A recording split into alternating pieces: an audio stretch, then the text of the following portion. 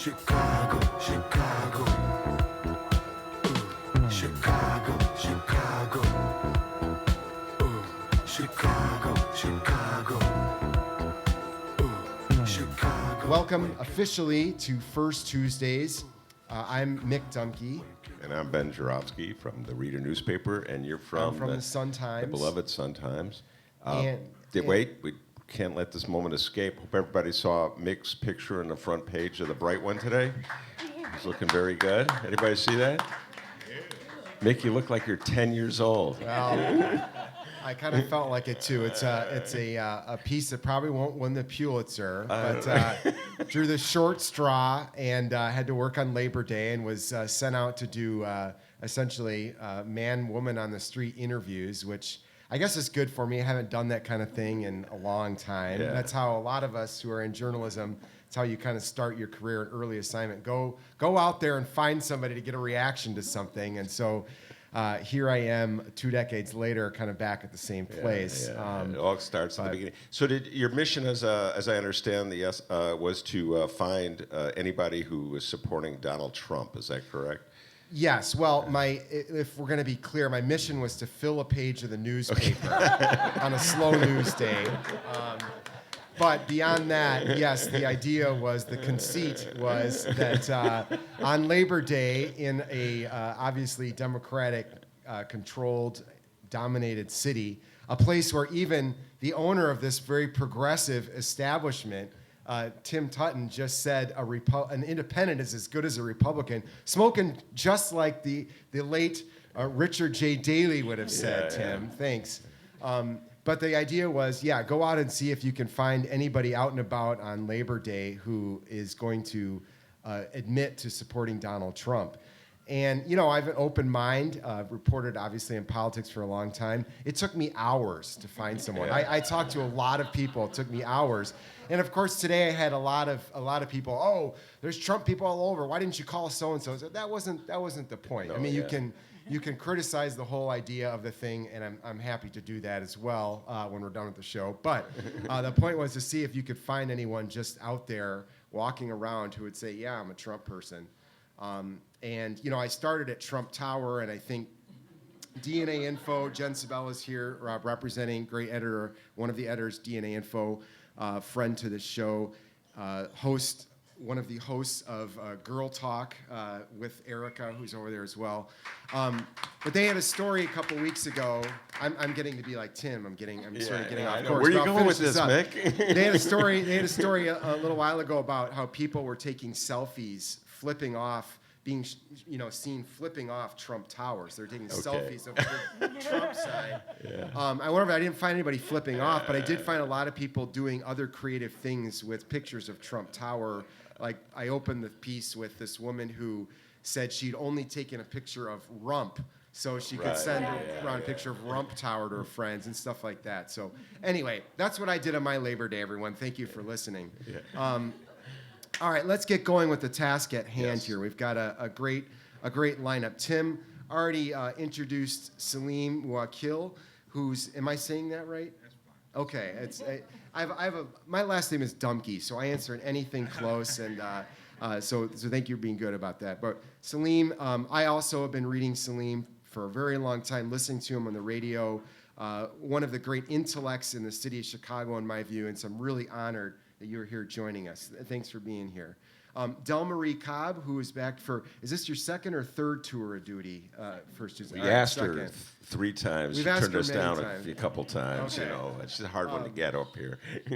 Long time political consultant, and we are very excited you're back, Delmarie. Thank you. And last but not least, Kitty Kurth, who also is a veteran political consultant and has talked to us, I think, on background many times, but now we have her up here in full view. I've only talked to Ben on background for 30 years. I don't know, a long time, 30 years, maybe? Yeah, I was going to say, use the mic. This is all on the record here. Can I tell a quick Labor Day story? Go ahead. Which will kind of make historians cringe and cry. But in 1996 or 97, I was doing a Labor Day event in the Quad Cities for Al Gore and John Sweeney, head of the AFL-CIO, and Alexis Herman, who was the Secretary of Labor. We were doing this great event, and we were setting up for it the day before, and the TV reporter was out the day before Labor Day doing her Sunday story about what are people doing to celebrate Labor Day. And she asked us about setting up for the event, and she asked us about Labor Day, and I said, well, I think you should really go and talk to those union guys over there. And she said, why would I want to talk to any union guys about Labor Day? And after I started crying, then I said, I really think you need to go talk to those union guys about Labor Day, because I'm going to probably punch you. Good story. All right, good. That's very disappointing. Okay, well, let's just jump right in here. I was walking around yesterday talking to people, of course, like we were saying, trying to get them to admit that they might support Donald Trump. And over and over again, I hear he's a racist. He's a racist. He's using fear. Probably most of the people in this room would agree with that. But let's go a little beyond that. Did this start with Donald Trump? What we're seeing in this election, did this start with Donald Trump? Where did this come from? If it's just all about Donald Trump, then why is he here? Why is he a Republican nominee? I'm so glad you asked, because when Ben called me to do this show, I shared with Ben my nightmare/fetish of the last 8 years. I started out doing a lot of political consulting in Chicago, and then nationally and internationally. For about the last 8 years, I've spent a lot of time working with different parties in Europe and working on a lot of human rights issues in Europe. And in the last 8 years, I've seen Sweden, which is, my wonderful socialist haven, go from 3% of people who belong to the neo-Nazi, Sweden Democrat, neo-Nazi fascist, nationalist, populist party, the Sweden Democrats. When we first started going, they were 3%. Now they're up to about 30%, and they're a party in parliament, and they're a party that the other parties, like the Social Democrats and the Moderate Party, have to caucus with in order to form a government. If this rise of hate can happen in a place like Sweden, and we've seen it in Hungary and in France. In London, we work with a great group called Hope Not Hate, which is a little bit like the Southern Poverty Law Center combined with a community action group. So they chronicle the activities of the UKIP and the British National Party, but they also do on-the-ground community and political organizing to try to dissipate hate at the grassroots level. But obviously we saw with Brexit and how well the UKIP did and Nicholas Farage. But I've watched all that, and I've been trying to form an international NGO, just a loosely affiliated consortium of like-minded groups of people who are working against the hate parties in each of the countries, because the people in France don't really know what's going on in Hungary, don't really know what's going on in Sweden. People here don't really know what's going on in the US. And my fear was, when all that hate builds up, when it crosses the pond over here, all of our hate-filled people have guns.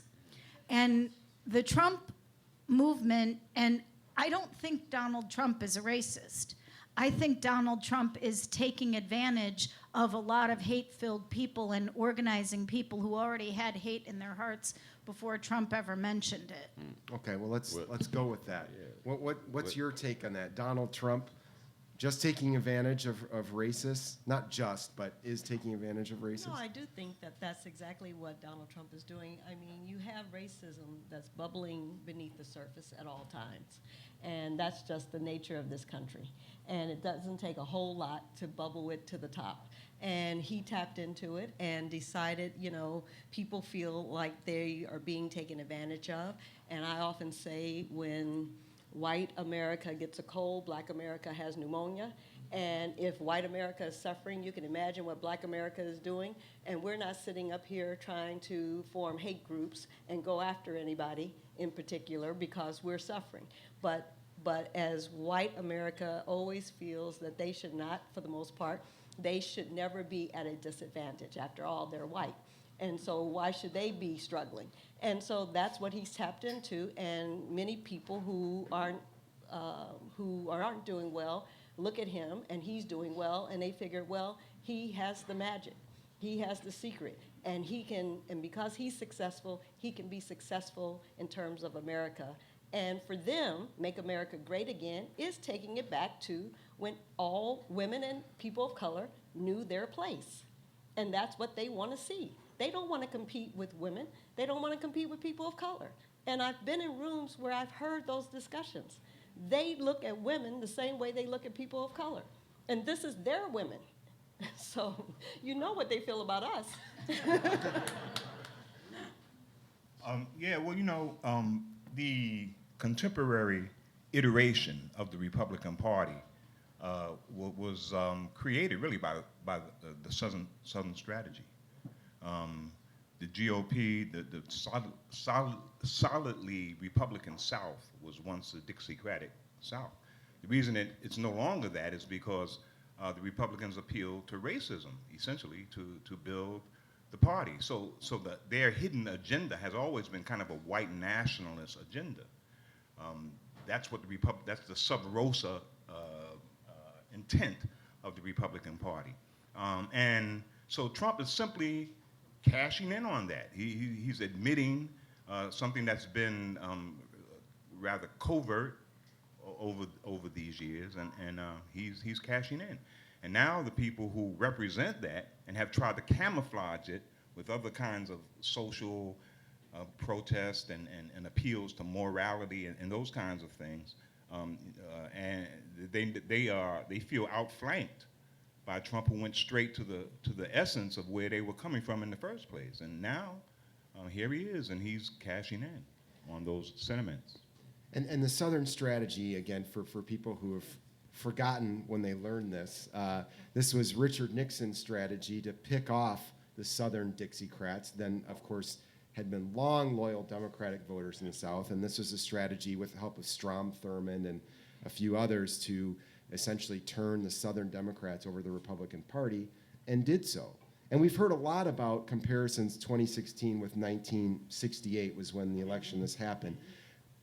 Salim, we like to have everyone kind of tell us a little bit about how they got to this place. So this is sort of a two-part question. What were you doing in 1968, and how? And tell us a little bit. Work that in as sort of the overview of your career.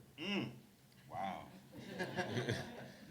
68, pivotal year. Of course, in Chicago, it's luminous because of what happened at the Democratic Convention, but that was indicative of the turmoil of the era. A lot of progressives were rejecting the Democratic choice. They wanted someone more radical, essentially more radical, someone more anti-war at the time, McGovern. And so there was a lot of rejection of the Democratic choice, much like what's going on now with the Bernie Sanders challenge. And so Humphrey alienated a lot of progressive voters, and they sat it out. And of course, we know who won. The man who used the Southern strategy to bolster his electoral heft, and he did that. And we found out, progressives found themselves on the outs. At the time, I was a member of the Black Panther Party myself. 68, not quite. It was in 69 when I really became a member. I was in service. I was still a member of the U.S. Air Force in 68. I left the Air Force in 69, and rather than go home, I went to the Black Panther Party headquarters and signed up right out of the Air Force. So. Like you literally left the Air Force? Literally left the Air Force. Where was this? I left the Air Force in Texas. I left, I was stationed in Georgia. I was stationed in Georgia at the time. Yeah, exactly. In fact, to go deeper into this, I had been shot. I was shot in Georgia by an angry white motel owner. I had nurtured quite a bit of revolutionary fervor even before then. In fact, that's one of the reasons he shot me, because I happened to mention things like, I'm black, and this was Georgia in '68. Black was considered an incendiary term. So I was a threat, and the man shot me. Part of it was my fault. Let me be quite candid about this. I was a bit too vociferous and all of that. So, in retrospect, right? Wait, what could you possibly have done to make it your fault to get shot? I mean, were you waving a pistol at him at the time? Well, wow, you're forcing me to go into some rather sordid details. I mean, part of it was my fault. I'm trying to. What could you possibly have done to warrant getting shot? Well, it was a motel, Okay. and I had intentions of staying there that night with a partner, and Okay. and so I thought he was charging me too much, and I was very, very angry about it, and I started flailing about and saying that this was clearly a racial insult, and that to Georgians at that time in '68 was a novel concept. Yeah. So Obviously, they'd never heard of the Civil War. Huh? exactly. Oh yeah, my bad. Yeah. So anyway, after all of that, when I got out of the service, I went. Wait, whoa. Okay, so was it like a flesh wound, or did he No. have bad aim? It was pretty serious. It was an abdominal wound with 38. I came close to checking out. Wow. And so I was very angry, and I began to read and nurture my revolutionary fervor that was blossoming at the time, and it bloomed after that. So when I was discharged from the Air Force, rather than go home, I went to the Black Panther Party headquarters and signed up. Here in Chicago. In Jersey, New Jersey, Jersey City. My home was in another part of New Jersey, Linden, New Jersey, for those of you, people who know that kind of East Coast Arcania. Yeah. Linden, New Jersey, it's pretty close to Newark and all of that. But I went to Jersey City was the reigning Black Panther power place at the time. And so that's where I wound up and joined the Panther Party, did a lot of stuff. And during this period, this was directly after '68, when a lot of the ramifications of that were playing out, I was a member of the Panther Party. Wow. So I presume you didn't vote for either Humphrey or Nixon, No, I didn't. or Wallace, or No, I think didn't of have the an other electoral candidates, mindset at the time. Yeah. Hey, if the guy shot me, I would have joined the Black Panther Party too. Okay. So Delmarie, it's a hard story to top about 1968, but I'm just wondering, where were you in 1968, and how does that time remind you of this current one? Well, I wasn't old enough to vote, but I was, like you, I guess, nurturing my inner revolutionary. I had an afro that was probably as big as this room, and I spent a lot of time making it into an afro. It took hours. Whenever I did it, I had to sit under the dryer for all night and to make it, big. And I was reading every book I could get my hands on. I read Elijah Muhammad's Eat to Live. That was the beginning of me changing. I read it that day and stopped eating pork and all the other stuff that night. That was the last time I had any pork or anything what I call scavengers. So it did have a lifelong effect on me. And every other book I could read. I mean, read all of James Baldwin and everything else, and I sat in and I was doing all of those things, and it affected me until today, because I'm still an inter-revolutionary. I call myself a crusading journalist, because I believe in fighting for causes, and I've been fighting for causes ever since I can remember. And of course, it all stemmed from the assassinations of Martin Luther King and Bobby Kennedy and all of that. And actually, when I got on Jackson's campaign in '88, I had been a television reporter. And I had just come off of television, and I was moving back to Chicago. And I realized, 20 years ago, I said, one day I want to do a presidential campaign.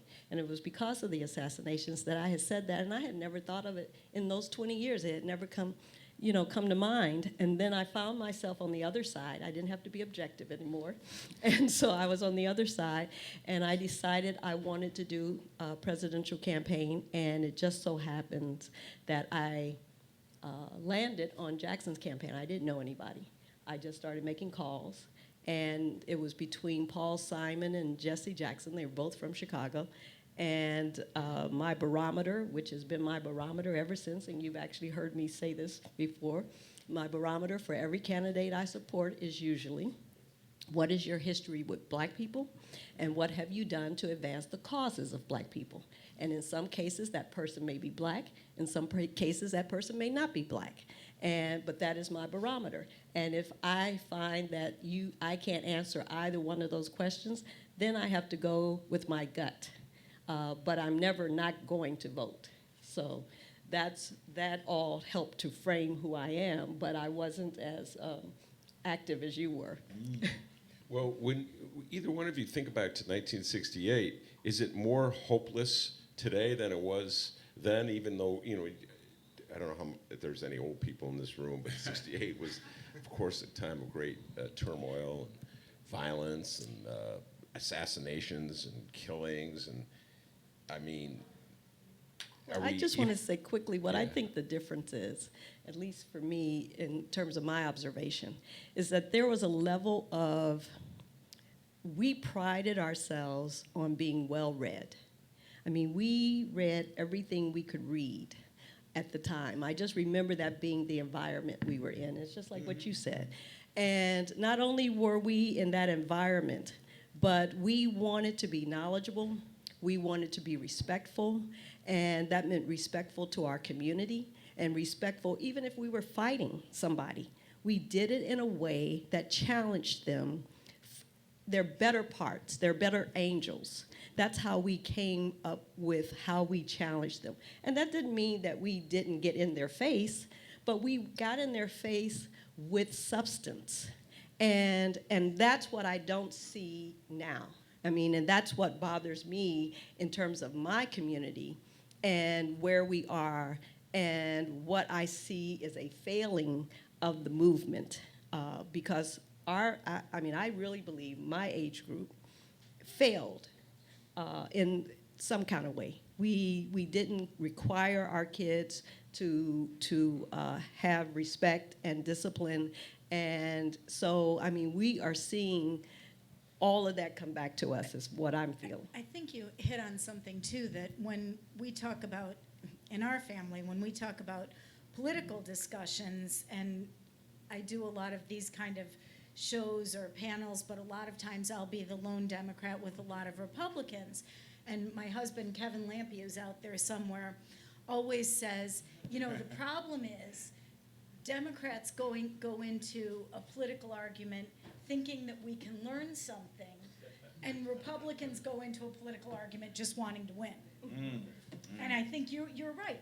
We study things, we think, well, we found this interesting point, we should tell them about this interesting point, when frankly they couldn't care less. Maybe the problem is Democrats go into elections with the same mindset. Sometimes, but I was working on some issues this week on violence in our city and the situation with the police and situation with the community, and I said to someone, I'm 56 years old, and this is really like the worst I've ever seen it in my life.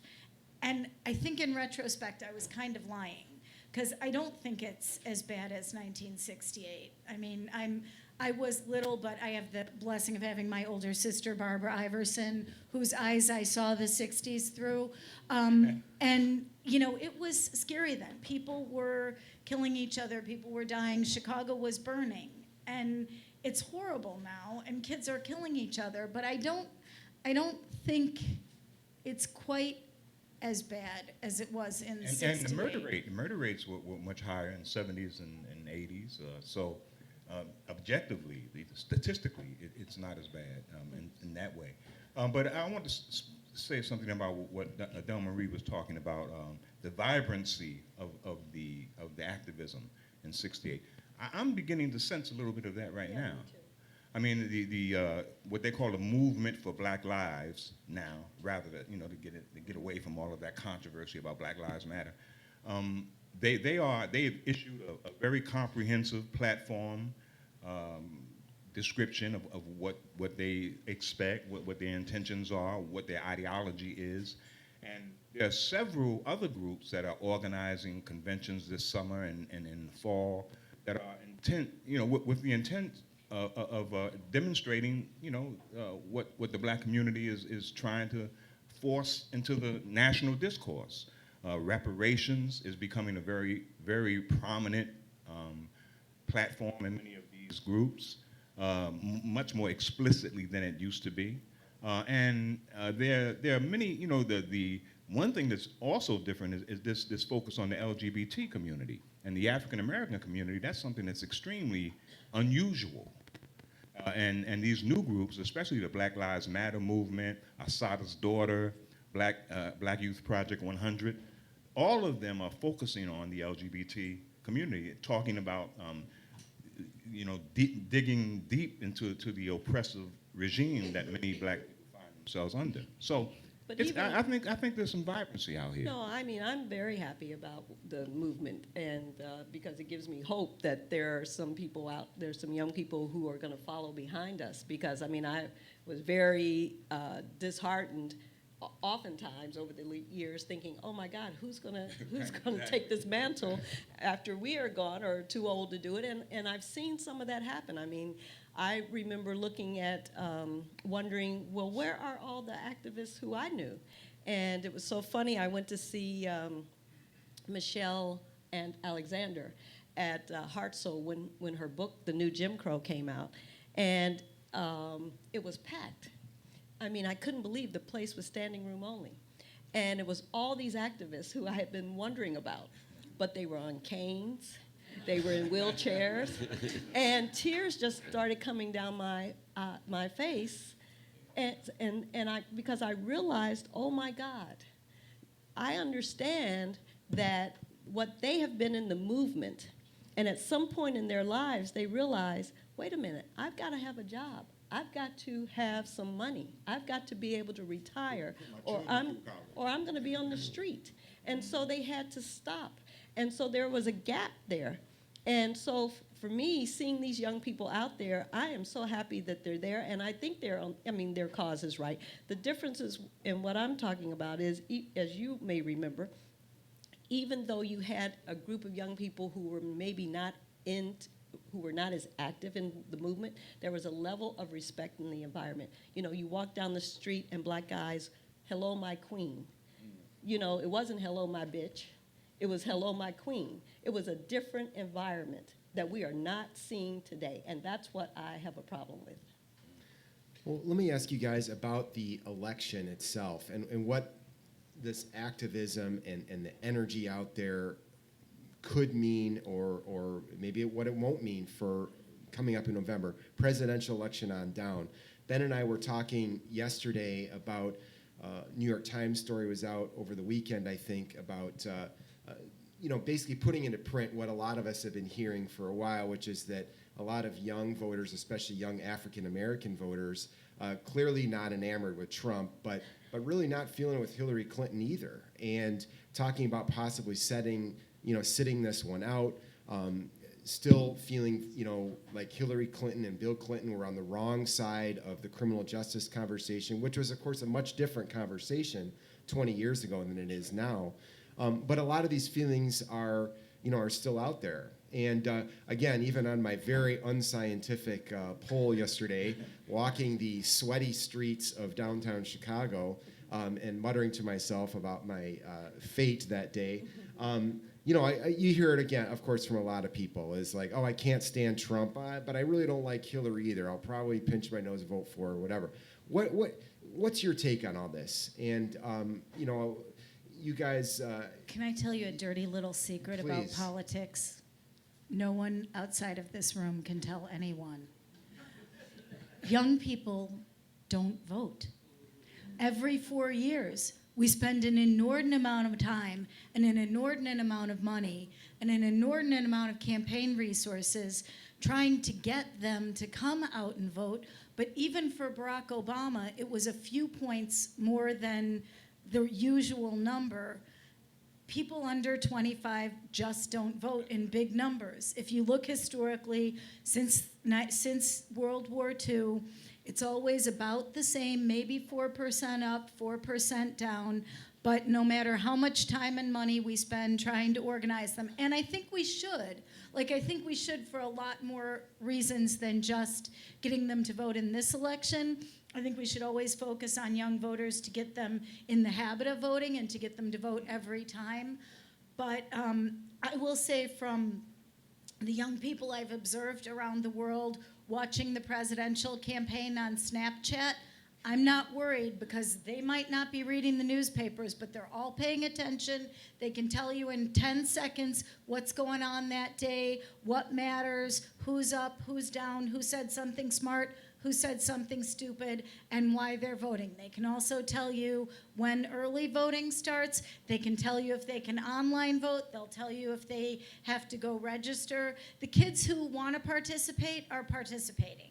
We should, of course, make it easy as we can for them, but the notion that Hillary's campaign is going to be made or broken by young voters is just not there. That doesn't mean we can stop trying. Yeah. If you're a Democrat. If you're a Republican, you can sleep till November. Well, Delmarie, the last time we had you here, I believe you were working for the Hillary campaign, or maybe before. No, that's why I couldn't do it When the you, last why time. you couldn't do it, right? That's why you turned me. The last time you turned me down. What's the trouble with Hillary and her outreach, in your humble opinion? Well, I don't really think it's the trouble with her. I think it's the trouble with the media. I mean, I think the media is playing a big role. The media are responsible for Donald Trump being the nominee. I mean,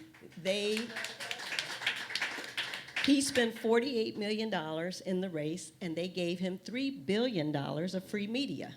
So, of course, he beat out the other 16 candidates.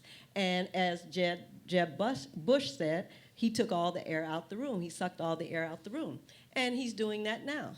I mean, for the media to start and end every story with, they're the most unfavorable candidates, they're the most disliked candidates, what the hell do I care about that? They are the nominees. So whether they're the most hated or not, there are choices. So all right, Delmarie, you're a reporter. You're a former reporter. You're a reporter. I am, at heart. and that's I why gotta I'm argue saying with it. this about you. I got to argue with you about this a little bit. What are the media? And first of all, not a homogenous entity, but what are members of the media supposed to do? You have this guy running for president. You know, are you supposed to not cover him? He says outrageous No. things. Are you not supposed to? No. That's free airtime. I'm going to put my press secretary hat on for a minute because this really pisses me off. MSNBC, which I like to think of as my little liberal bastion in, a sea of conservatives, they will show 15 minutes unedited of a Donald Trump speech. They did not show 15 minutes unedited of Jeb Bush or Marco Rubio or Ted Cruz or anybody else. They rarely show 5 minutes unedited of a Hillary Clinton speech. It's all about time. If you look, as Delmarie was talking about, if you look at the time that you see Donald Trump's face and words on the television media versus the time and pictures that you see Hillary Clinton's face on the broadcast medium, it's probably 4-1. And just to give you an example, this was during the primary, and this is at the point I wanted to pull my hair out because I realized, oh my God, this is the way it's going to be. If she becomes president, this is really the way it's going to be. They are going to pick at her and pick her, like Maya Angelou used to say, they will pick you till they kill you. And that is what we are seeing. It was when she swiped her card to get on the subway in New York. That was the headlines for 3 days. How the hell that rated the headline for 3 days is beyond me. Actually, it was authentic. How many of you have tried to get on the bus and hit it the first time and it went through? I mean, most of us have to do it 2 or 3 times. Yeah, because Venture wants to steal our money. Exactly. So, and that's the same way in New York. And I mean, it was the most authentic thing she had done in the campaign was actually ride on the subway. But they made it. All right, well, that's not saying much for Hillary or her campaign. No, but I'm just saying, how did that rate 3 days of headlines? Well, see, I think all of this turmoil, this political turmoil, has blinded us a bit from what the media really is all about, and that is profit. Right. It's part of this neoliberal regime in this country. Profit is the most important product. Trump is extremely profitable. Mm-hmm. And so the media is simply cashing in on its Trump card, so to speak. And I tried to resist, but You got a million of them. but so that's what the media does. Hillary, of course, she's being raked across the coals for what her husband did and some of the policies that he enacted during his regime. But of course, we forget the context. And much of that is recalled without context. Many African Americans were calling for the same kinds of strict and stringent law enforcement policies that Bill Clinton enacted. And we forget that this was on the edge of a Republican dominance, Republican hegemony. A lot of people were beginning to wonder whether Democrats could ever win the presidency again. Yes. And so when Bill Clinton came along with his triangulating strategies, it was considered a rather ingenious way to get around the ideological gridlock that we had been in.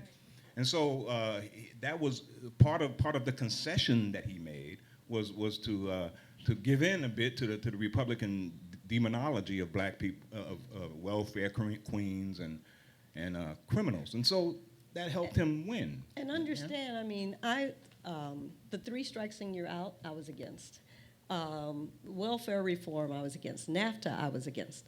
That doesn't mean, I mean, one of the things Roland Burr said to me once was if you can agree with somebody, on a politician, on 7 of 10 issues, you can find common ground. So I don't look at a politician as someone who's going to save me or that we're going to agree 100%. As Danny Davis says, if 2 people agree 100% of the time, then one of them is unnecessary.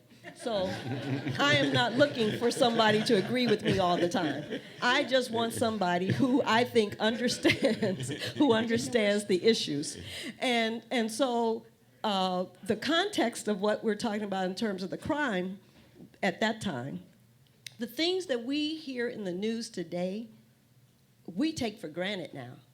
But back then, they were an aberration. When they threw the little boy off of the 11th floor of Ida B. Wells, when they cut up girl X, when the little girl Harris was raped, well, I mean, when those kinds of things were happening, the black community was like, we've never seen this before. This is an aberration. Oh my God.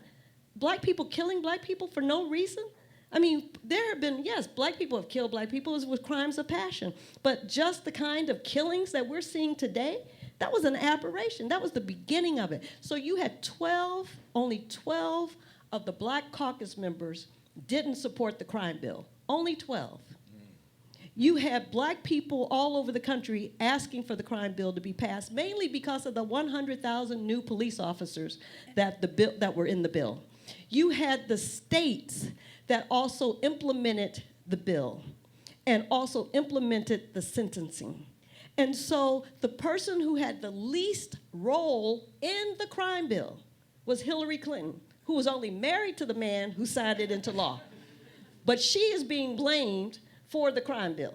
So that's what I'm saying. I mean, they are going all around the world looking for things negative because they've got to have something sensational to get to pin on her. False equivalency. And, yes, and, you know, you have to give the Republicans equal validity because this is the opposition party. And the Republicans are very quick to bring up the fact that, oh, he passed CAFTA and he passed NAFTA. Well, what they forget to tell you is he also took the budget from being in a huge debt and deficit situation and put it into surplus. And a lot of people really benefited in real ways. Additionally, the cops bill, I traveled around the country with Vice President Gore back in those days, and 100,000 police on the streets made a lot of difference in a lot of urban communities that people on the ground, not only the police, but also the community activists, were very excited about and very happy about, because those federal dollars could go to pay for the police and the local dollars could be used for other things that they needed in the community. Well, okay, Delmarie, I didn't want to lose the train of thought. You were going somewhere, and then we went on a tangent. But I think you were coming very close to talking about, I don't want to put words in your mouth, unfair treatment that the media has for Hillary Clinton because she's a woman. Well, Could we talk about Donald Trump's ties or Donald Trump's pantsuits, maybe? yes, the tie that goes beneath his belt, the big, which, as all men know, you tie your tie to the belt, to the top of the belt, not, I'm not going to say where, but I caught I think myself. he's covering something up, I'm sure he'd be Delmarie. I'll happy say to it. talk about that. Yeah. But no, I mean, we do know that a lot of it is about sexism. I mean, we know that. The things that they attack Hillary for, I mean, even, and unfortunately, some of her worst critics are white women. Some of her harshest critics are other white women, which I find amazing. It's Are you- all around the world. I do a lot of training of women all around the world, and there is this phenomenon, and it's called different things in different countries, but the tallest poppy in the field or the PhD degree, pull her down. It's, when women are succeeding, it's the other women that Yeah. are talking them down, The and it's bullshit, and Crab- it's happening. Crabs in the crab barrels, Right, Harold would right. say. Exactly. Wait, but finish the thought about the white women, okay? No, I mean, it's just that when you hear, you hear you don't like her because of Bill, because she stayed with Bill. She didn't leave him. I don't like her because Bill will be back in the White House, back to his shenanigans. I mean, it's all those kinds of, that craziness, that men can do anything and be forgiven. I mean, one of the things when you talk about Hillary being, she's not stable, she doesn't have the stamina. Here's a man who's older than she is, but I'm a man with a young wife and a young child, a child who can play with my grandchildren. So I'm virile. I can be president. She can't. She's an old woman dried up. I mean, that's what you're saying without saying it. And everybody knows what he's saying. I mean, and the fact that gets... Until you said that. No, yes, you did. And the fact that that's allowed, when you see this woman who has campaigned for over a year, nonstop, more so than him, she is campaigning harder than him, and and the fact that goes unchallenged. And let me tell you, you might only see her for an hour or 2 hours or 3 hours on the campaign trail, but that means that she's gotten up at 4 o'clock in the morning to get briefed before they get on the plane. She does a breakfast meeting. She does 3 campaign events a day. Then finally, they get to the next campaign site at 11 or 12 or midnight. The bags are finally taken off the plane, finally get it to the hotel. Everybody gets to sleep about 1 so they can get up at 4 and do it again. And I used to be able to do that in my 20s, but I can't really do that anymore. I don't know about you guys, but... And I was press secretary, national traveling press secretary for Jesse Jackson. So I was on that schedule too. Except So- Jesse never sleeps. No. Face it. Which was worse on me. So I was on that schedule too, and I can tell you the same thing. I mean, I don't know that I could do that now. I mean, I did it then. When we got 4 hours, we were so happy we didn't know what to do. And Donald Trump doesn't do that much. It just seems like he does that much Okay, because, but again, guys, let me ask you this. TV shows it. All right, well, First of all, MSNBC is, if you're lifting that up as a model of the media, I don't know if that's particularly fair. I mean, like it or not like it, it doesn't even purport to cover the news in any kind of a straight way. But I watch there because CNN and Fox are worse with how much they have Trump on. I'm not getting into that. I'm not comparing one to the other. I agree. I don't think any of them are particularly good. I'm just saying I don't know that is a measure of the media in general. It's certainly not a measure of reporting. But are you guys, it seems to me Donald Trump has certainly been held to account. And we all just got done saying here that he's gotten too much coverage. He's gotten too much coverage, but no one has asked him and demanded his taxes. Where are they? Oh, come on. A lot of people are demanding that. Everyone's asking him that. That's why we're all talking. That's why we all know about it. They're not here. They've let him get away with not showing Well, what are they them. supposed to do? Who's they, and what are they supposed to do specifically? Well, I don't like Donald Trump. I'm not defending him. I'm just asking you guys. I would say we're not going to report on your campaign. Another day, we're going to pull our crew down from the campaign until you give us your tax reports. Guys, the reality is that a solid majority of the Republican Party voted for him without revealing his taxes. No, and a majority of people who voted in okay, the all right. He fine. won the primary. in the Republican primary, He won the and he's at 42%. So it's about 20% and he's of the about vote. 42% of the poll. So he's getting away with it because obviously the American electorate isn't demanding that. And No, that's not an excuse. That's not an excuse for the media not doing their job. The media is doing its job. It's demanding it. They're letting him get away Wait. with everything. Wait. Stop covering him. No. Stop look, covering the Republican presidential candidate. Tell him we will Okay. not cover you until you show us the documents that every other candidate has shown us. Oh my God. The explosion. But it's not just that. But it's not just that. And we know that that's not going to happen. But the other part of it is just the issues. When you talk about the issues, period, the history of him and his father not renting to people of color. That is documented. We know about that. Yes, and there's been some coverage of it. But can you imagine if Hillary had that history in her background, how that would be covered? She would be the biggest racist on earth, just like they're trying to make her the biggest criminal on earth, just because of some emails. And she did not have national security in jeopardy because of this email server, and everybody knew she had a private email server because you can look at the email and see that the 300 people that she was emailing every day, they knew that she had a private email server. Why the hell didn't somebody say something if it was so wrong? But nobody said anything. Now it's the biggest thing in the world. All of our security was at risk. She knowingly did it, even though even though the FBI has said, she didn't knowingly do it.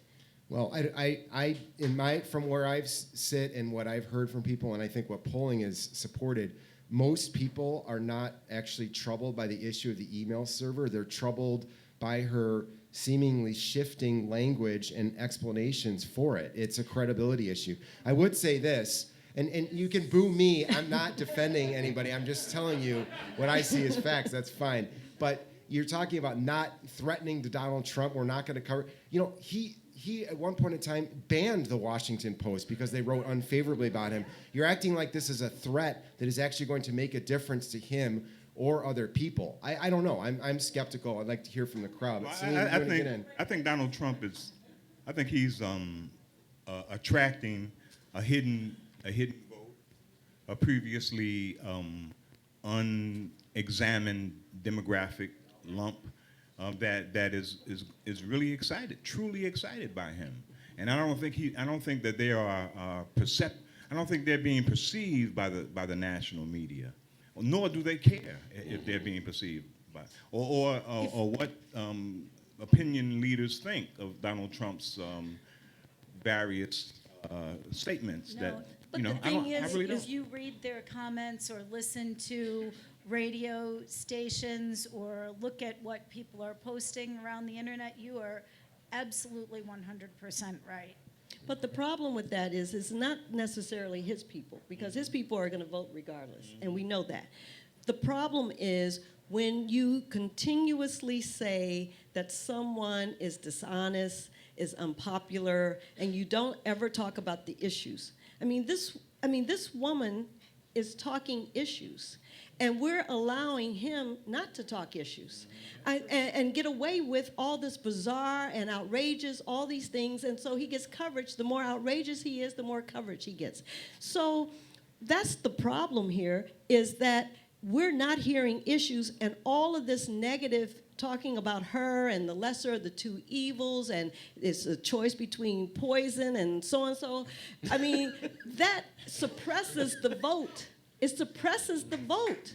And that's what they're trying to do, suppress the vote, for people to say, you know what, I don't like either one of them. So I'm just not going to vote. And with all of that stuff that is at stake, I mean, we've got so much at stake when you talk about the ban the box, when you talk about the money that she's talking about investing in our infrastructure, to end the school to prison pipeline, when you're talking about equal pay for equal work. I mean, all of these things, as a black woman, we hear every day that women make 79 cents to every man's dollar. But we don't hear that black women make 63 cents to every man's dollar. And nobody's talking about that. And here you've got a candidate who's talking about equal pay for equal work, because this has a domino effect on people's lives and their quality of life when you're a single mother with an inferior job trying to raise a family, and you have no resources and no help whatsoever. And here's somebody who's going to go, the first bill that Barack Obama signed into law was the Lilly Ledbetter bill, which was Hillary's bill. So these are things that we need to be talking about, and we're not talking about it because we're talking about craziness. Things that don't mean anything. I could give less than a damn about her emails. And it's worse than that, because people around the world are looking at us, and you talk about a threat to global security or to our security, people think we're insane. They think the whole country has gone off the rails and that they can take advantage of us and do anything possible, because if we would elect somebody like Trump, we clearly have no ideas about anything Well, you know, else. Trump has reconfigured a lot of our assumptions about what elections should be about. Yes. He doesn't have the traditional kind of ground game that other candidates have had, and he may not suffer for that. Okay. Yeah. All right. And then, People out to vote. right. You as a grandchild And- or a child has to get them out to vote. But I think also that, you know, I don't think we should shy away from characterizing Hillary as a lesser of two evils, because she has done some things that need to be considered and assessed. And if we simply ignore them, people will blame, you know, there's people no who chance support. of that. But I There's think- They no will chance. blame people who support But I Hillary think you need as being obscurantists, you know? You need to balance Fire those tonight. things that she's done that are so awful against all of the things that Delmarie talked about that she's done that are pretty freaking wonderful, and that she will continue to do and to push for all of us. Well, that's Even what the just on- campaign is for. I don't know if that's what the media is for. That's No, right. no. The media is to call her to The account media's as well. job is to ask tough questions and to get the campaigns to articulate where they are, Yeah. and yes, to push them to ask some answers. 150 lawsuits in federal court against Donald Trump. That question never gets How do you know about that? I know about that because I went out and looked at it. Oh, But congratulations, that's look at great. any There's been media. reams of stuff written about Donald Trump, and I'm not defending Donald Trump. Media, not in the mainstream media. The New York Times has written literally millions of words about Donald Trump and his business dealings. It's okay. I don't know. This is a discussion. It's a discussion. Objective, what? But you know, I do recall defending the media. Okay, I'm gonna have to defend the media. My God. God dang. All the things. While Ben's thinking, Oh I'm my just God. gonna say, I gotta defend the been- media no, now. Like I've- one time he I've made me been- defend Rahm Emanuel in front of this group. Okay, you know, now you're gonna make me defend the media. I'm gonna help you. Just No, a no, wait. little Let me bit. just say this. Now, I'm so old. I remember the 1992 Democratic primary when all my friends were for Governor Jerry Brown of California who was running against Slick Willie. And that's what they called him. Slick Willie. Okay. Well, Paul was already out of the race, I believe, by the time the debate in Chicago came. Maybe not. Okay. So that's where Brown went on the attack. And I supported Brown. You were, okay, but let me just get to my point. All right, okay. But wait, I'm trying to support the media here. So Jerry Brown went on the attack. I can't believe I'm going back to a 1992 debate that I watched on TV. Jerry Brown went on the attack with Bill Clinton, who was the front runner, by saying there were some shenanigans back home in Arkansas involving Bill Clinton's wife, Hillary, who was a partner in a law firm that was doing business with the state. And it was controversial, to say the least. I can't remember the details. Yeah, I remember the name of the law firm, but I don't remember the details of the sleaze. The point is, the sleaze was there. And what was Clinton's reaction? He said, "Say what you will about me, but don't attack my wife," like she was a little lady who needed his protection. And all my Jerry Brown friends were enraged that Bill Clinton, Slick Willie, got away with that, and they were bugging me. Where's the media when you need the media? You know, like the media is going to rush to Jerry Brown's defense against Bill Clinton. And guys, I hate to break it to you, and you know this because you guys have been on the opposite end. The media is there to be used and manipulated by people like you. And so if the media Wanna know isn't how falling Jerry in got line, it's that? because you guys aren't doing your job. Okay. Quick backstory.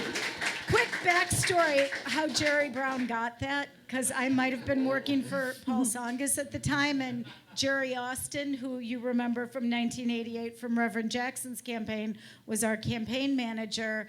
And Jerry had the information, and he's like, Paul Tsongas can never get away with going on the attack like this. It's just not in his nature. He can't pull this off. But I can give this to Jerry Brown, and he can do it. And Well, it didn't work because Bill Clinton won the Illinois primary, I believe. Then he went on to win the nomination. So my point is that the media is just There to you be can't manipulated. rely on the media. No, Lord knows we should know that out of Chicago. And you I can't agree rely with on that. I agree with that 100%. But I'm saying that you do know. I mean, we know that here in Chicago. That how many times did have the media allowed Richard Daley to get away with murder? So we saw that every day for 22 years. So and defend him, not only get away with murder, but defend him in the process. So it's not like the media don't do this. Yeah. That's what they do. I Right. mean, we know that. Present but I company mean, excluded. Let me take this opportunity, which though. is why you're one of my favorites. Let me take this opportunity to say to Ben, man, the reader has been doing some excellent stuff, man. And the reader did a story on this phenomena of police shooting suspects and blaming co-suspects for the killing. I mean, it's an incredible story. The police are actually murdering these guys and blaming the murder on another suspect because they were involved in the commission of the crime. It's an incredible story. And the reader is really the only media, Chicago-based media, that's doing anything about So that. you all know that when we say media, we're not talking about you all. and honestly, I am like I've been the media traveling- right here. I've been traveling a lot in this last year, and I have such an appreciation for our media in the U.S. in general, who is, yes, kind of tools of corporate, but at the same time, they do hold the government's feet to the fire. They are independent. Fortunately, our government doesn't shut them in jail for doing their job or kill them for doing their job, which is in Egypt and Ethiopia and some other places I've been recently. So, the media has to keep standing up and doing what they do, and they're doing a good job of it, even though they are But corporate someone tools, mentioned except Gary for the Webb. reader. The San Jose Mercury News is similar to what the Guardian is doing about this black hole site in Holman Square. Chicago media is not touching it. They're not touching it. Gary Webb, the San Jose Mercury News, talked about crack cocaine and the Contras and all of that. the regular media didn't cover it at all. And then they tried to discredit Gary Webb because he got the scoop. Yeah. And now they're trying to discredit The Guardian in much the same way for this Holman Square thing. So there are similarities. I just wanted to point that out. Well, I'm certainly not defending corporate media, whatever that is. We whatever. You can all you want. I'll argue with you all day, but I'll defend your right to We, exist. some of us go out there and try to report and ask hard questions all the time. And guess what? A lot of our stories aren't the ones that are most trafficked on the website, and that's what it's all about. So No. If you know- you want a story that's not trafficked on the website, tell the truth about how Chicago's spending its money. No one will ever. So yeah, you know. But I mean, this is the point I was making. The people who drive the ratings seem to love Trump. So I can't believe the man is still standing after all the stupid stuff he's said. It seems the more stupid stuff he says, the higher the polls go. I mean, everybody's looking forward to the debate. What's Trump going to do at the debate? So they're not going to hear about him discussing monetary policy or, you know, what we can do to combat global warming. They want to see what he has to say about Rosie O'Donnell. Is he going to go there, you know? So let's not kid ourselves and let the American people off the hook here, you know? I agree with you. No, and it's funny because, Ben, that's actually what I was going to say next, is that no matter what the media, no matter what stories the media cover, we still see there's always an investigative piece that is outstanding, pops up, and it gets no traction whatsoever in terms of the public. I mean, the public should be outraged. I mean, the Holman Square thing, I mean, those are stories where the public should be outraged. There's a lot of stories the public should be outraged. And you'll see an incredible investigative piece. And that's it, one time only. And so that's where I do fault the public. And I talk about that all the time. I mean, that's one of my, I mean, as far as my mantra, that's all I ever talk about, is the fact that the reason we're in the hole we're in is because we are not doing what we're supposed to do. We're letting people get away with murder, and we're not doing what we're supposed to do. And you see that by people disenfranchising themselves.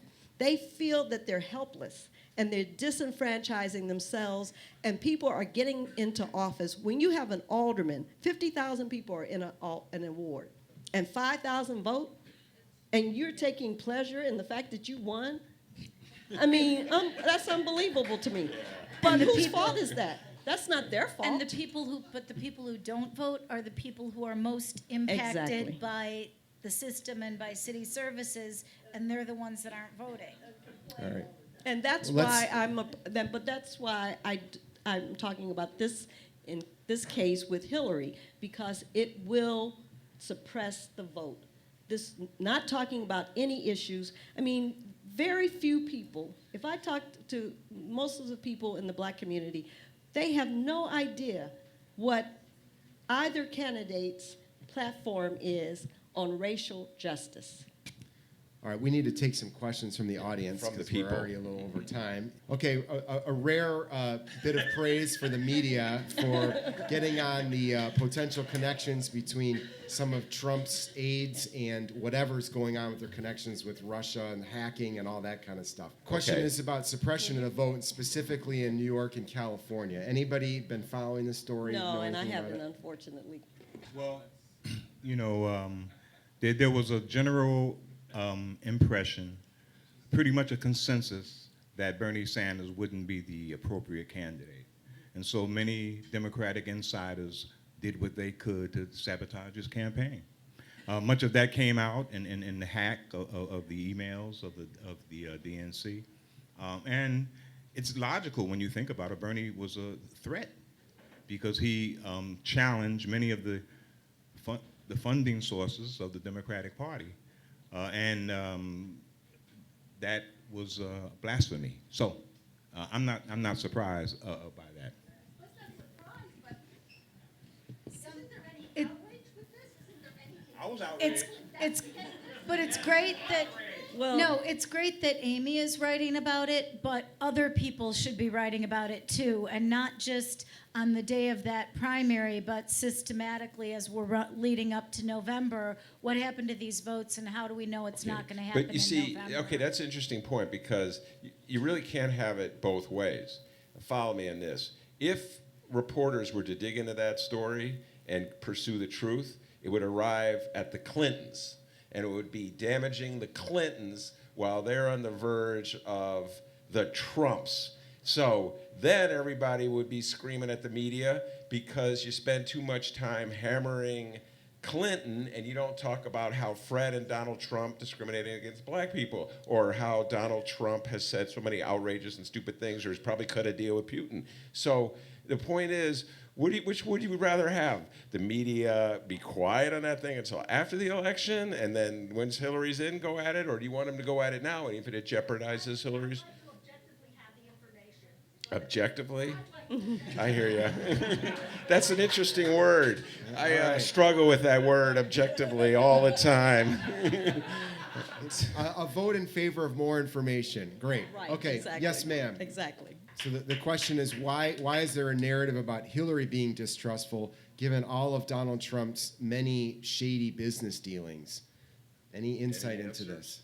Well, I mean, it goes back to what we were saying earlier. I mean, it really has to do with, I mean, for me, it's about sexism.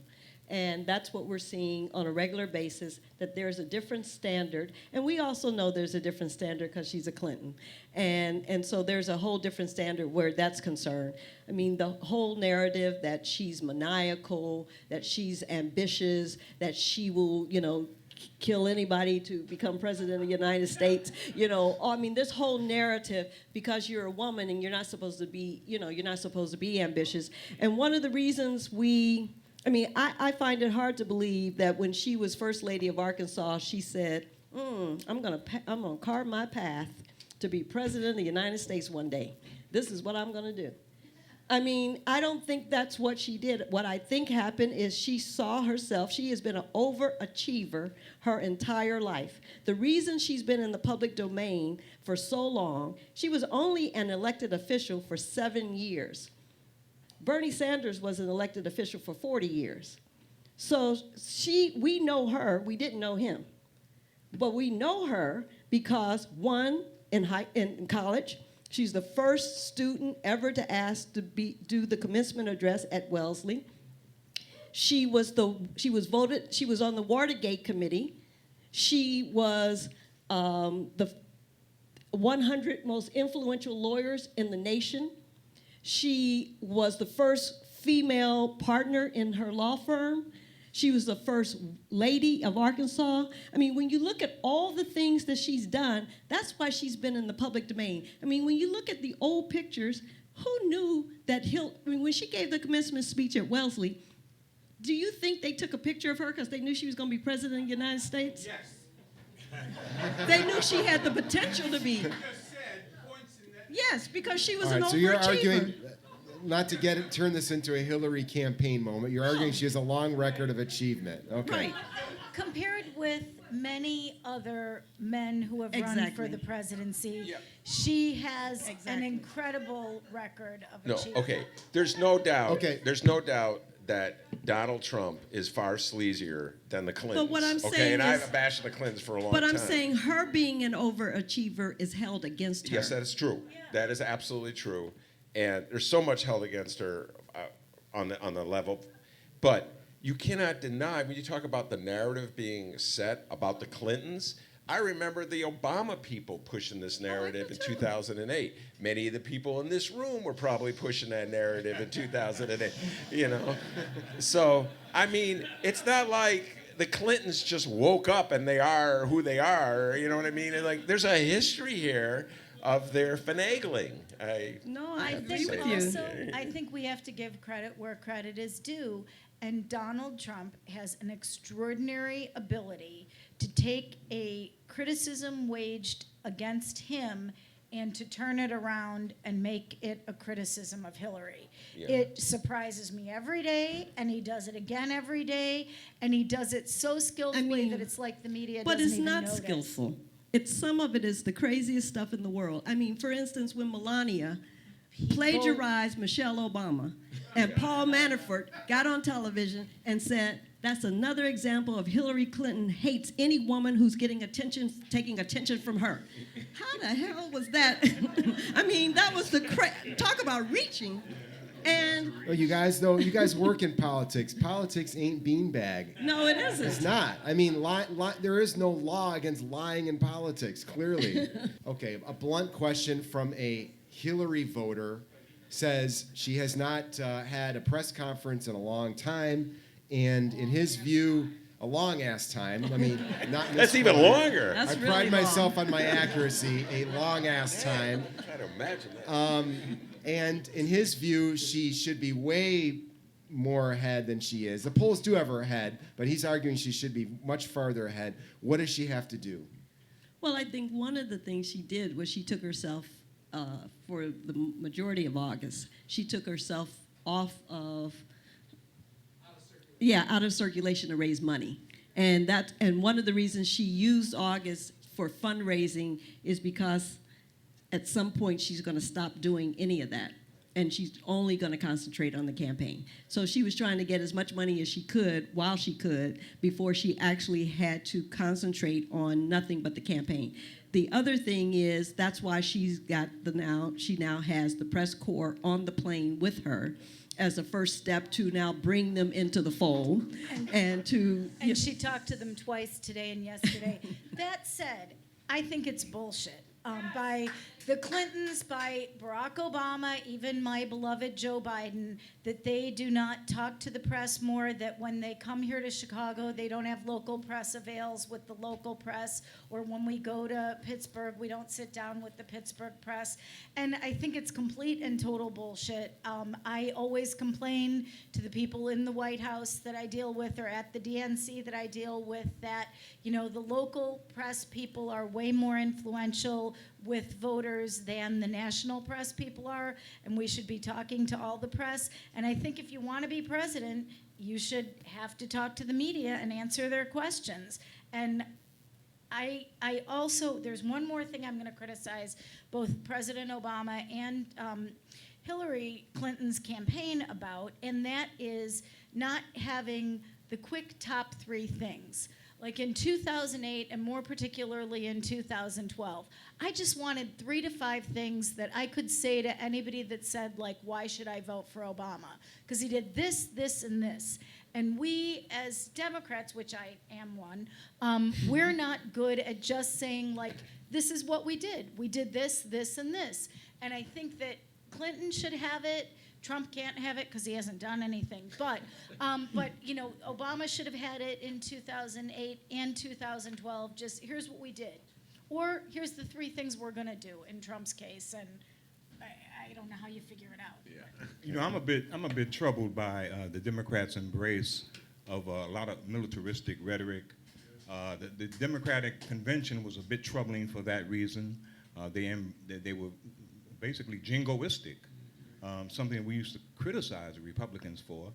They're using the opportunity, the breach that Trump has caused in the Republican Party to go after these disenchanted Republicans, the neoconservatives. They're soliciting the neoconservatives. That's very troubling.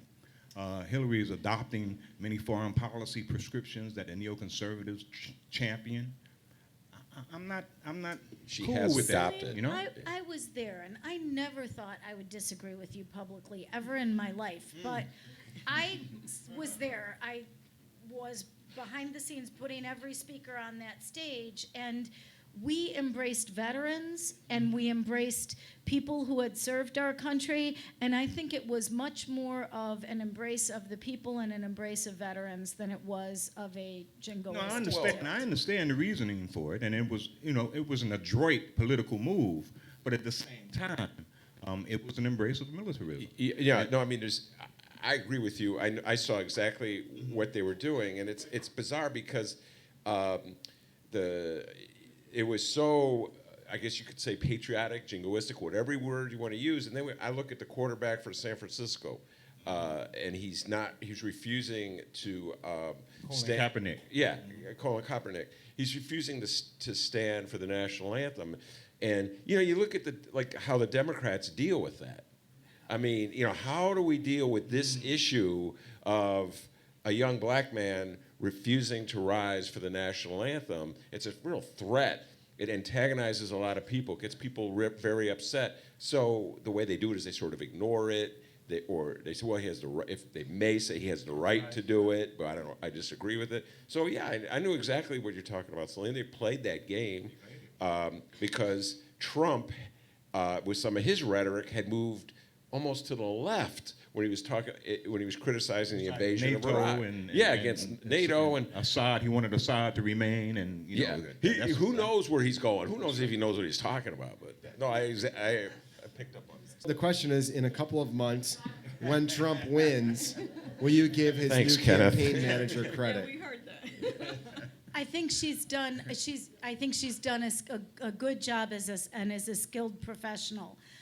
I think the likelihood of Donald Trump staying with the program for more than about another week, what do you guys think? Yes, Donald Trump will keep listening, or no, Donald Trump will be Donald Trump? But if he does, though, don't you think his chances would improve greatly? If he does, she should get all the credit, and she won't because she's a woman. That's right. But, Her words. But again, the poll, you cannot go by. I mean, you know that. Oh, no, he's not on his way to victory. No, that's not going to happen. We are out of time. Thanks to all of our guests. You guys were great. We had a vibrant discussion. Not everyone agrees on everything, and that's good. This is called democracy, and it's messy. All right, we'll be back again next month. Ben, who do we have up next month? We got the chairman. We have the chairman talking. Chairman Joe Barrios will be with us, and that's the first. I can see he's got a lot of fans in this room.